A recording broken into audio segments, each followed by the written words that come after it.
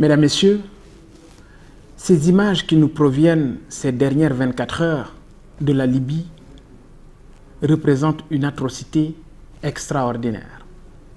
C'est quand même ignoble ce qui se passe en Libye. Une insulte pour l'humanité et à la race noire. J'allais dire une sorte de remake de l'histoire. Parfois, je suis tenté de me poser la question de savoir est-ce que nous ne sommes pas maudits, nous autres Africains?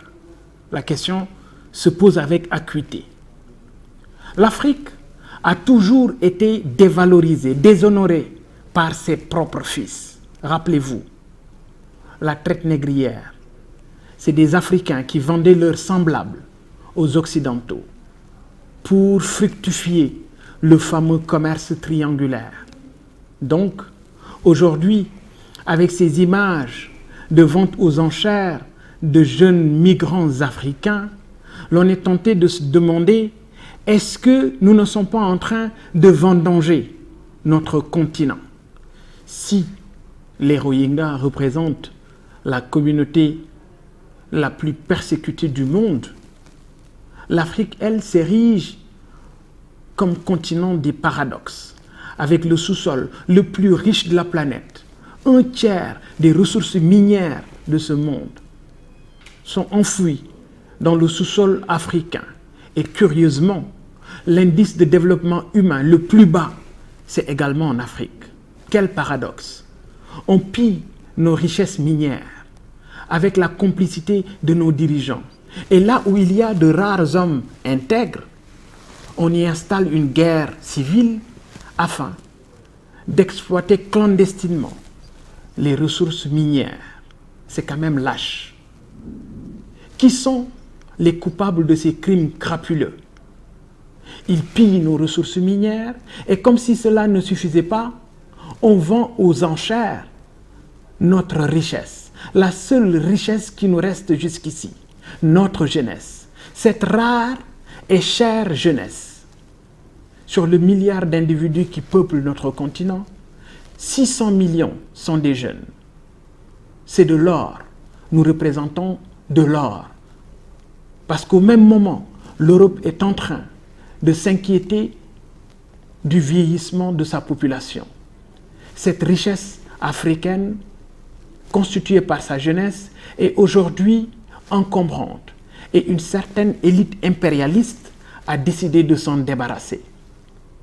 Arrêtons-nous sur le cas de la Libye. Ce pays est aujourd'hui devenu ingouvernable. Or, du temps du président Kadhafi, même les chômeurs avaient droit à des indemnités sur l'exploitation des ressources pétrolières du pays. Le colonel Kadhafi, ce panafricaniste, n'a eu de tort que de vouloir organiser les Africains pour qu'enfin qu'on se réveille. L'ambition du guide libyen ne pouvait prospérer face à la puissance des impérialistes, toujours désireux de voir nos dirigeants leur tendre la main, alors que nous sommes la matière première qui alimente leurs économies. Cette matière première qui fait fleurir leurs économies. Aujourd'hui, la Libye n'est pas seulement la plaque tournante de l'immigration, mais elle est devenue un État déstructuré qui permet au terrorisme d'installer ses bases arrières avec plus de 6 États incontrôlés issus de la balkanisation des terres du colonel Kadhafi. Le président russe Vladimir Poutine a raison de dire que si jamais l'Afrique se réveille, l'Europe sera obligée de migrer. Malgré la situation périlleuse en Libye, avec son lot de morts, la jeunesse africaine ne perd pourtant pas espoir, en redoublant même parfois d'ingéniosité et de témérité pour regagner les côtes italiennes à la recherche de l'espoir. Ces voyages vers Barsac sont le plus souvent bénis et même financés par nos mamans, parfois même en vendant leurs bijoux.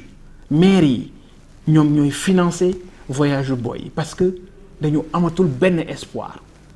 Cette situation, chers amis, renseigne sur le niveau de désespoir de notre société qui préfèrent braver la mort et l'humiliation à la pauvreté extrême. Cette pauvreté nourrie, entretenue, puisque c'est le business du chef, surveillé par nos dirigeants à la solde des capitalistes qui ont droit de vie et de mort sur nos économies. La preuve par le franc CFA ou les APE. En vérité, l'esclavagisme n'a jamais été aboli, en tout cas pas en Afrique. Et cette scène de vente aux enchères de jeunes migrants africains n'est que la face visible de l'entreprise cynique des capitalistes qui pillent nos richesses, nous enfoncent dans la pauvreté, ferment leurs frontières et encouragent des frères libyens à faire le sale boulot. Ces Africains sont-ils vraiment conscients de la manipulation dont ils sont victimes et qui les pousse à pactiser avec le diable pour commettre des actes aussi ignobles contre d'autres frères africains? Les coupables ne sont pas loin. Ils sont parmi nous, chacun avec sa part de responsabilité.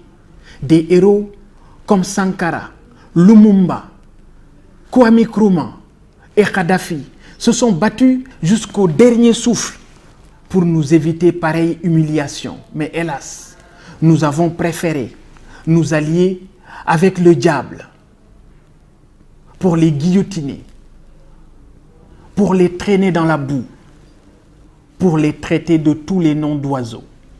Panafricanistes, levez-vous, engageons-nous résolument sur la voie du travail, sur la voie du développement pour l'Afrique. Levons-nous, poussons nos dirigeants africains à se rebeller parce que tant qu'il n'y aura pas d'espoir en Afrique, nos jeunes iront chercher la terre promise au prix de leur vie. Ce continent est à nous. Levons-nous et travaillons pour